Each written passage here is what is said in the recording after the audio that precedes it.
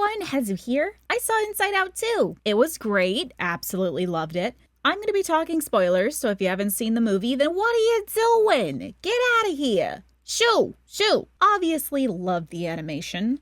Joy felt calmer in this one, a little less childish, but also slightly less animated, so wackily, which I kind of miss. But that focus has now been passed onto a new character, Anxiety, who is designed like a Muppet to boot. She is also my favorite character. This movie is the follow-up to the puberty tease at the end of the last movie. When Riley turns 13, she goes through puberty, gaining 5 new emotions, one of which is a grandmother they keep locked in their basement for some reason. Riley essentially spends the rest of the movie having an anxiety attack over trying to solidify her future friendships and career. That's pretty much it.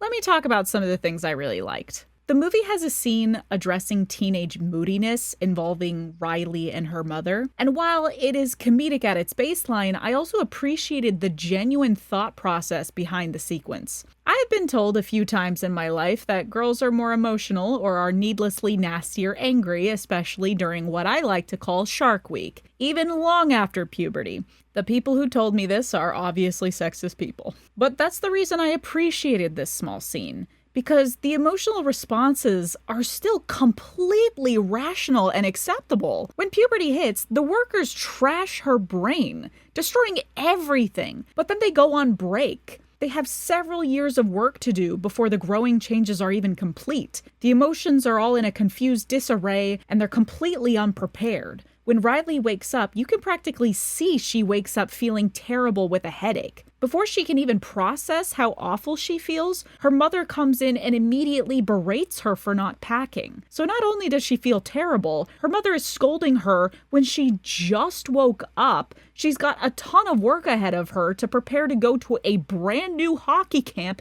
at a new high school. She should be resting in bed, but she can't. Shark Week can make people legitimately sick with nausea and overheating. The fact that so many people have to suck it up and go out in public, go to school, go to work anyway, as I have done myself, it sucks. So naturally, she screams in frustration, and I would too. Her mother is immediately concerned about her, and Riley realizes she just yelled at her mother, and she feels awful. She feels guilty for such an outburst, so she tears up. And when she realizes she smells bad, when she needs to get ready, when she's going to sit in a cramped car next to her friends, when she's going to a new school, she immediately feels disgusted and insecure about her body. And when her mom tries to comfort her by giving her the talk, Riley doesn't want to have it. She's too stressed out and has way too much on her morning task list and very little time to sit and listen to an embarrassing, confusing chit-chat with her mother. So she tells her mom to leave her alone and storms off. The emotions are amped up dramatically, but there is still extremely clear logistical decisions behind each part of the scene. I've seen a lot of depictions of puberty be this scary, uncontrollable, emotional roller coaster that happens for no reason, but truly, in my experience, they're always rational.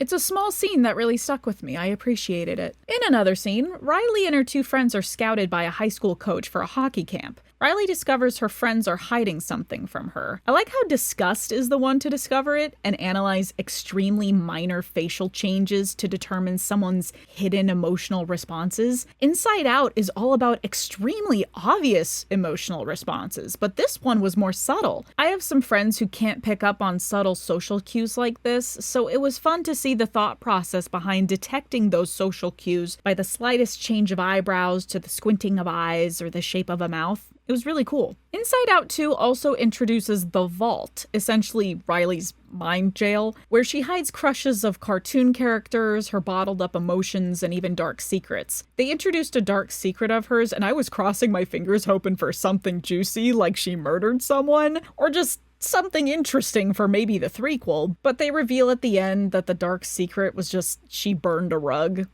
Low-key disappointed. The Vault also wildly conceptualized that the cartoon characters that Riley thinks of fondly have been copied into her brain and live as sentient characters that can even assist her emotions into saving her. Which, as someone with hyperfixations, love the metaphor, very true, but also a bit hilarious, albeit concerning, that essentially Dora the Explorer's sentient backpack saved Riley from having an all-out hospital visit due to a crippling panic attack. More on this later. Riley spends a lot of the film trying to be cool around the older kids by alienating her friends, denying she likes a certain band, pretending she's from Michigan instead of having the courage to correct them that she's from Minnesota. It's a nice portrayal of anxiety and how you can lose yourself, pretending to be someone you're not to impress other people, and how, in doing so, you kind of wreck yourself. But aside from the negatives, the film also showed the positive sides of anxiety, which I appreciated. Anxiety warns Joy that they should sit next to the older kids instead of focusing on just their friends, knowing that they should be mature in this setting. Joy thinks anxiety is overreacting, so Riley sits with her friends anyway. They are unable to focus and start goofing off, which gets them into trouble. The entire team is punished because of them. Everyone has to give up their phones and do laps around the rink. She makes an immediate bad impression and everyone dislikes her. Anxiety takes control of the console and has Riley approach the girl she looks up to, confessing in a ramble how much she respects her and how she feels terrible about getting the team in trouble. Val calms her down and assures her, glad that Riley came to talk to her. So anxiety sort of smoothed things over, and Riley waking up early in the morning to improve her skills and push herself hard to get a goal catches Val's attention and gets Riley invited to hang out with the team. Anxiety is great for making change, for carefully meeting new people, for working hard, planning for the future to make proper progress, but anxiety can also push too far to make you feel like no matter what you do, you are destined to fail, that your future is nothing but terrible options, that attempting to assimilate to solidify your future can also make you lose your sense of self. You can even hurt other people if you're too focused on your goals, literally and figuratively. Anxiety is a hyperactive control freak like Joy initially was, and just like Joy, anxiety thinks she's doing the right thing for Riley. When Riley gets a new sense of self based off the memories anxiety has been feeding to her, anxiety is taken aback with shock when she realizes that the sense of self isn't what anxiety had expected. Anxiety wanted a Riley who would continuously strive to be better, not a Riley who gives up knowing it's hopeless. Anxiety tried to shove her worry away, but panics when she screwed up. But she doesn't know when to stop. She's so consumed with, well, anxiety, and causes Riley to go into a panic attack. I absolutely loved the scene where anxiety creates a tornado, her voice becomes all distorted, and she's so fast, she's unable to be touched on the physical plane. Even when Joy speaks to her and she starts to cry, she struggles to even look at Joy, let alone get off the console. I love the effects in that scene. It's so cool. It's so cool to me that the emotions seem to have like elemental powers at times, depending on like what they do, what their level is. I mean, anger with fire, sadness with a floating rain cloud, anxiety with a tornado. Joy is essentially sunshine. It's a fun concept that makes them sort of godlike in the world of Riley's brain. It's really cool to me. I kind of wish they'd explore that more. I also adore Envy. She's super cute. All right, confession time. I originally wasn't going to see this movie. Pixar's marketing team, they're real good, keeping the movie's plot secretive, but giving just enough to get you interested. But then they spam the same commercial for it. The same content over and over and over, and it starts to get to you. Because really? New emotions? Look how crowded they are! And anxiety and fear can essentially be the same thing. Anxiety is a branch of it, in my opinion. Envy could even branch off disgust, since they established disgust handles all of the social stuff and is obsessed with appearances and which people to associate with. You don't suddenly get anxiety, embarrassment, envy, or all those emotions at puberty. You can experience those at any time. And Riley's adult parents didn't have the new emotions in the previous films, so what gives? The logistics of this completely turned me off to the film, but come on, they're cute and fun. The writers keep the team split up to prevent overcrowding, and hey, turns out Riley's parents do have those emotions. They're just hidden in a different part of their minds, sort of like back seats and not the main console. And with grandma nostalgia, you can even lock other emotions in the basement below, where they only come up sometimes. So there's a place for them, I guess. Long story short, I saw spoilers for anxiety and Riley's sense of self, and that's actually what made me interested. I thought the movie was gonna be really boring. I was wrong. The sense of self I mentioned earlier is actually a wonderful addition to the world building in this movie. Outside of her personalities, Riley also has a sense of beliefs. From what I can tell, these beliefs are formed from specific memories supplied to her via her emotions. Anxiety feeds her anxious memories to try and create a new sense of self for Riley. At one point, tossing in a memory and crossing her fingers as it forms a thread. From how it's described, there's a possibility that not all memories fed into this pool are accepted as beliefs, but from what I can tell, most if not all these memories are installed into her belief system. So unlike the core memories, the emotions do seem to control the belief system to an extent, though they can't control the sense of self for Riley that comes from that belief system. That's a wonderful addition to the lore because Riley isn't just some giant human robot that emotions pilot. She's actually a sentient being, not just controlled by her emotions. Even in the ending, Riley actually summons Joy to the console, commanding Joy instead of the other way around. A twist to the original narrative. It was nice to see. I also like the scene where Joy and Anxiety are fighting over future scenarios. Anxiety thinks of nothing but negative ones, where Joy counteracts with positive ones. At the end of the movie, Joy acknowledges Anxiety's fearful ideas for the future, but sits her down and tells her we can't control some of those outcomes. She says those disasters aren't happening right now, and that we should relax and just think about what scenarios we can specifically control, like studying for a Spanish test tomorrow. I love that concept of teaching your brain to balance, to recognize bad outcomes but also the good. The third quarter breakup wasn't a breakup because they split the characters early on, so it's a third quarter main character starts crying trope instead. Joy says in a somewhat meta-commentary she can't stop anxiety and maybe people just feel less joy as they get older. I've seen a lot of people agree, saying how tragic it is to grow up, how horrible it is to become an adult, and I frankly disagree. I might have thought I was happier as a kid, but I have some memories of terrible anxiety, sadness, embarrassment, all from under the age of 10. And I didn't always understand them back then, and as a kid, you have no understanding of the world around you, and you also have no power over your own life. Growing up isn't a bad thing. What's bad is becoming a cog in the machine to serve our corporate overlords. It's desperately trying to find a job to survive amongst a crumbling economy and housing crisis, forfeiting a healthy work-life balance. It's living comfortably yet being one hospital bill away from being thrown onto the streets. It's realizing that our society is unsustainable but have no authority to fix it. And that's coming from the USA, which typically means you're probably very privileged amongst other countries and the suffering going on over there too. I love that I've grown up. I love that I'm more independent. I have a job to make money. I have a license and a car to drive to go wherever I want. I have a credit card to purchase goods and services. I now know the causes of my mental illnesses and have targeted the sources, and in doing so, live a more fulfilled life with a better understanding of myself. I may not be joyous, but I'm consistently content and stable. So personally, I think everyone's experiences growing up are subjective. In Riley's case, she feels less joy,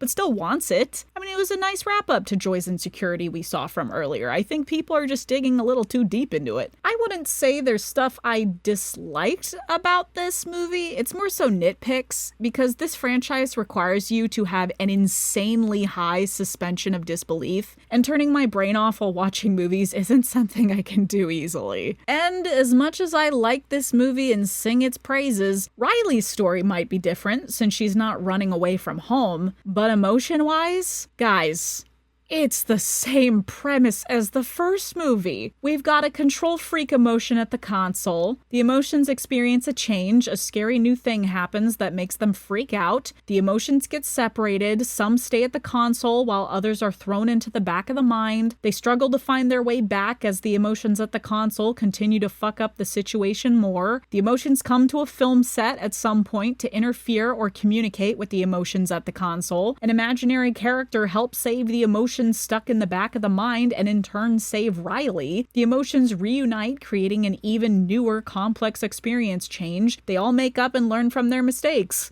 The end. It's the exact same story. Minus a point for originality. There's so much more at their fingertips here. I'm a bit bummed at realizing this. It's legitimately the same. But outside of that, we have a few other problems. Inside Out 1, major plot hole. Pretty early on, they have this gag involving an explanation for songs stuck in your head. See, sadness and joy get stuck in the back of the mind. Joy is trying to protect the core memories from turning sad, and the longer the core memories are disconnected, the more Riley's personality islands will get destroyed. They're on a time limit here. While wandering through the memory maze, they encounter two workers that jokingly send an obnoxious memory up to headquarters to play the gum commercial song as a prank. They just press a button and bam, a memory sent up immediately to headquarters. Hey Joy, what's that you're holding? What? Core memories that need to be sent directly to headquarters? Of course, we'll send them up right away. And then Sadness and Joy get on the next train and maybe even help Riley remember Bing Bong again. The end. Problem solved. Would the narrative get ruined? Maybe. But this is a glaring plot hole that makes Joy and Sadness look stupid for the rest of the film. Kind of feels like the whole thing was a waste of time at that point. Inside Out 2 doesn't have this glaring plot hole, luckily, even if it's roughly the same premise. A core part of Riley is lost to the back of her mind, and some of her emotions are kicked out or lost from the console. This time, though, it was intentional. This time, it's genuinely in the back of Riley's mind on what is essentially a giant landfill of repressed memories that the emotions don't want going down to long term. The emotions have to leave to retrieve it, and there's no easier, obvious way to get it back home. The fact that they use an imaginary character in Riley's mind to detonate a bunch of dynamite, to collapse the dam, create a river flood of bad memories to get back to Riley's mind is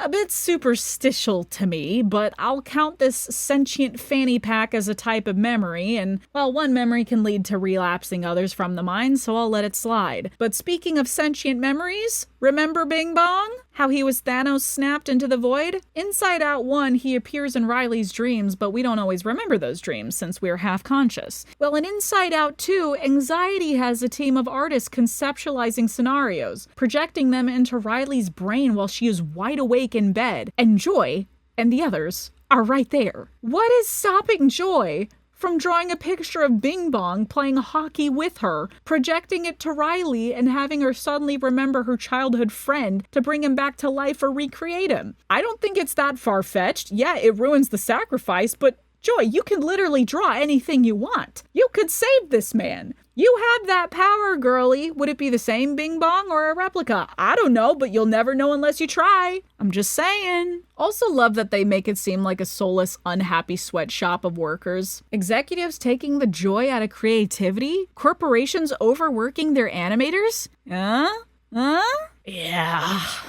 And finally, both Inside Out 1 and 2 have what I would like to call the lobotomy problem. In order to keep your attention or fill up time, they do an insane amount of action scenes. Unnecessarily so, in my opinion, and a lot of them are from metaphorical gags taken literally. The emotions need an idea, the idea of which being a simple dye our hair red, and it creates a brainstorm that sweeps the emotions up and even sweeps through the streets, destroying a parade. They have a massive memory relapse. It's like a dam that gets broken and there's a flood. Riley lying to the high school girls causing a massive crumble inside her brain, the sarcasm, which has her brain cells fleeing for their lives. It's even destroying new memory towers inside her brain. She was just being sarcastic. The train of thought from the first movie gets destroyed because her personality islands break off. Almost all the pipes to HQ snap at a convenient moment's notice for no reason, making re-access to the brain virtually impossible. Body horror with emotions being deconstructed through abstract thought where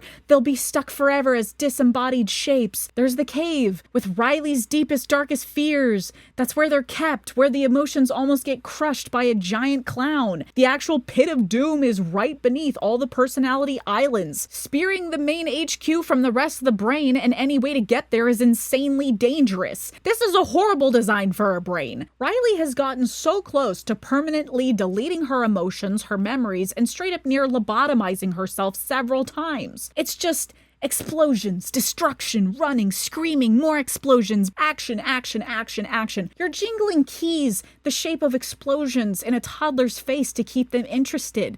We don't need this. We've been shown that within Riley's brain, there's an actual world there outside of HQ with extremely important jobs too. There's construction workers, movie sets, police. There are citizens, like actual cities here to explore. This is the emotions' chance to see how the rest of the brain functions under their rule, under their silly little press of buttons. But it's weirdly isolating and kind of odd. Just vast open spaces without much direction. They all know Joy, she's famous, and Anxiety has a team of artists. Like, how? We never saw them interact before. Anxiety just got here. Joy is even announcing how Riley's hockey play is going in the first part of the movie. Is she announcing this to a brain radio? Are there people actually listening in on that? I'd like to know. Do some world building. I'm fascinated. There's like 6 lobes in our brain. Do you understand how much material there is here? Spend time on that instead of destroying Riley's brain every 5 minutes. All the violence is getting kinda old. Anyway, that's my take.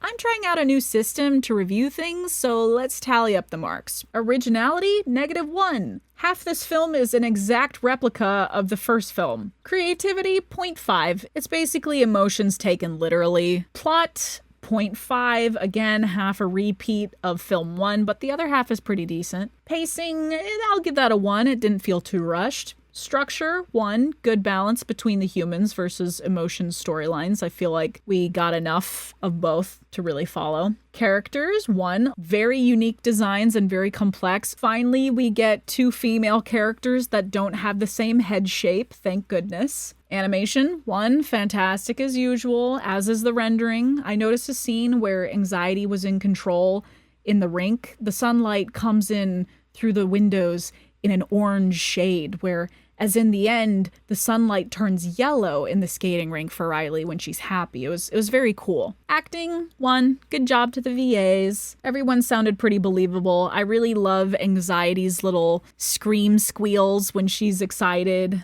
the stuttering. It was all very sweet, very cool. Audience reach, 1. I'd say that they're trying to go for like, growing up, slice of life, teenage girl experience, but frankly, I feel like this could apply to everyone. And the film message, I'll give that a 1 point. Controlling anxiety, something a lot of people are suffering from in this day and age. Good pointers, very, very good stuff. That being said, 8 out of 10. Good film. Highly recommended. Anyway, that's my time, folks. Thanks to my patrons. Smooch, smooch. Hope you guys have a fantastic day. Hezu out.